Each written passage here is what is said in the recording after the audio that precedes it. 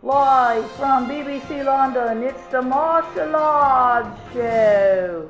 Introducing our psychic analyzer, Dr. Marsha Lodge. Hi, nice to be with you again.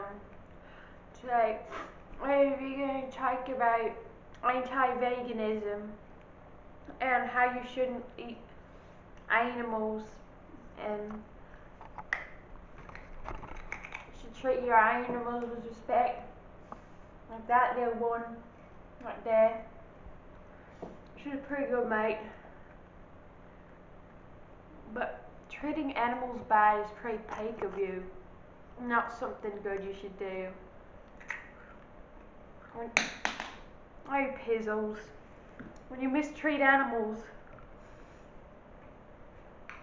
God will mistreat you and punish you in some kind of bad way. Don't look it up, stupid. Stupid, sit down. Sit. Mate, I will strike you in the jaw. Anyways, don't mistreat your animals. They live a long time for you. About 10 years. Unless they're like stupid and run out into a car or something. So don't eat animals either, because your dog could like be friends with like a cow or something. Like I know. Stop pointing it at my feet, mate. Point it up at me, mate. Come on, I'll strike you in the jaw. But when you mistreat your animals, you can end up really broke, because the FDI, like the FBI, could like totally take all your monies. And the monarchy, like Queen Elizabeth, will come to your door and literally beat you with a paper towel roll. What you laughing at? I'm literally giving my advice. Come on. Chop chop. But literally, she'll bend over with her weak old knees and literally pick up a fly swatter or something and jab you in the mouth with it. Jab you in the eye with it. I don't know, but just don't abuse animals. Don't eat chickens. Don't eat deer. Don't eat horses.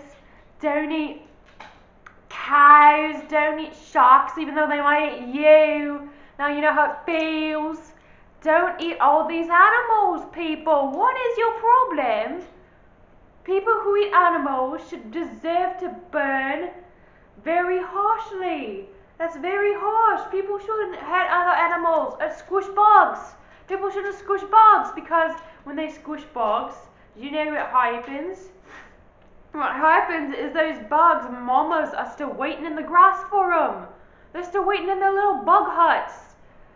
They still have their cold porridge pulled out for them. They microwave their porridge every hour for their kids, and they never come home. You know why? Because, wait, oh shit.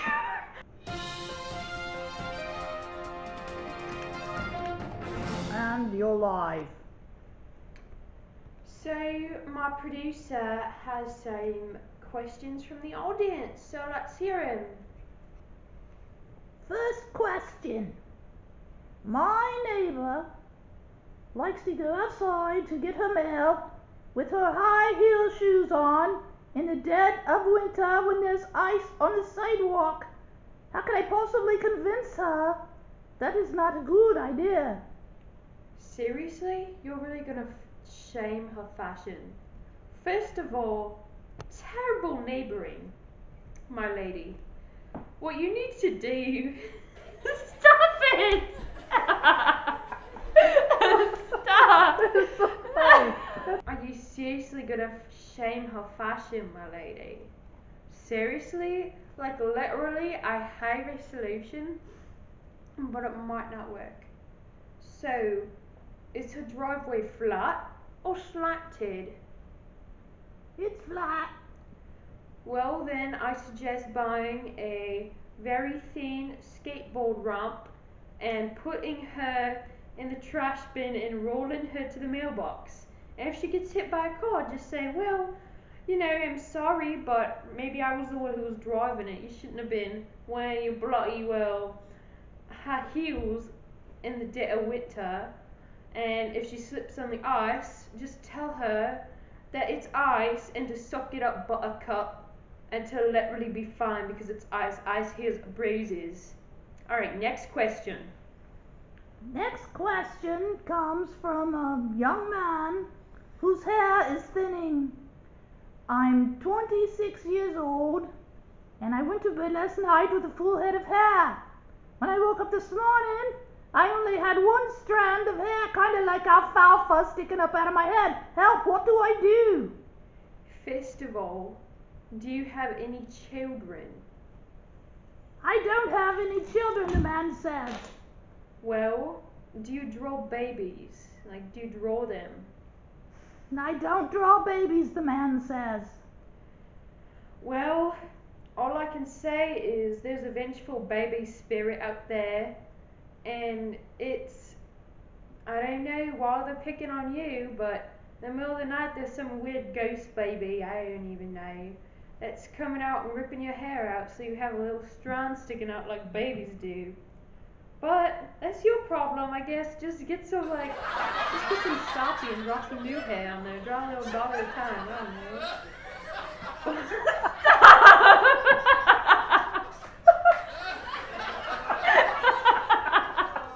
Oh my god. Next question. This question comes from a 58-year-old grandmother. I have a young man that lives in the flat next door, and he plays songs from Nirvana all the time. I used to like Nirvana, so when I see him out on the street, I say, I love that Nirvana that you're playing. But he insists I'm not playing Nirvana, that's Ringo Starr singing. And I tried to tell him, no, that's Kurt Cobain. He said, no, that's Ringo Starr. And I know it's Kurt Cobain because I know that song Teen Spirit. And I cannot convince him. How do I convince him it's Kurt Cobain, not Ringo Starr? Literally, mate, I don't know what to tell you except he's very uncultured or you're uncultured. I don't know how it works in person because I've never been there. But I think what you should do is sneak into his house at night and hijack all the speakers to specifically play Ringo Starr so he knows the bloody difference. And then once you tell him, he'll be like, why'd you do that?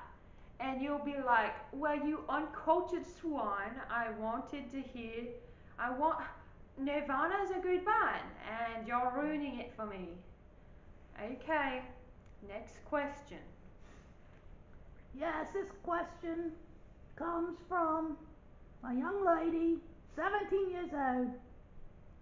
She says, I was walking my dog the other day, and we came across a man who was feebly skating on 2 roller skates down the street.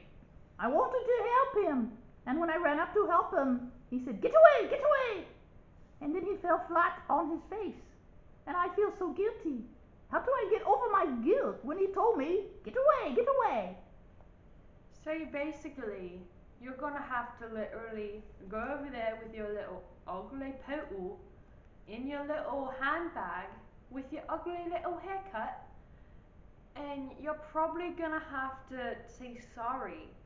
Not in a sassy, brassy way, but you're probably gonna have to waltz right over there and say you're sorry.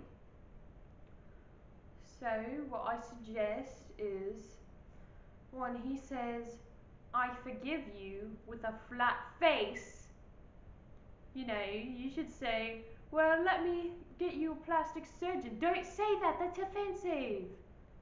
That's so offensive. Literally, talk to Doctor Who or something. Get a time machine so his face isn't so bloody ugly now.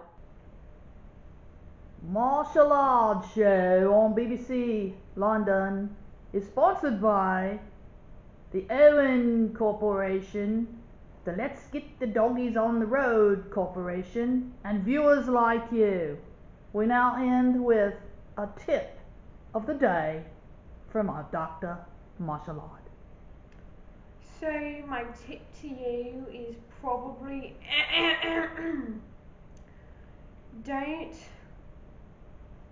when you go to sleep at night, make sure and keep all your windows open and stop global warming by keeping your refrigerator open for at least 20 minutes a day. And another way to stop global warming is get rid of all heating appliances in your house, keep all your windows open, and literally just, I don't even know, just like remove the state, well, it's from America, you see, but remove the state California, because there's too many weirdos there and there's too many hot babes there. They're just causing the planet to go. But my personal saying, my mom always used to say it to me, don't do global warming at home. Thank you.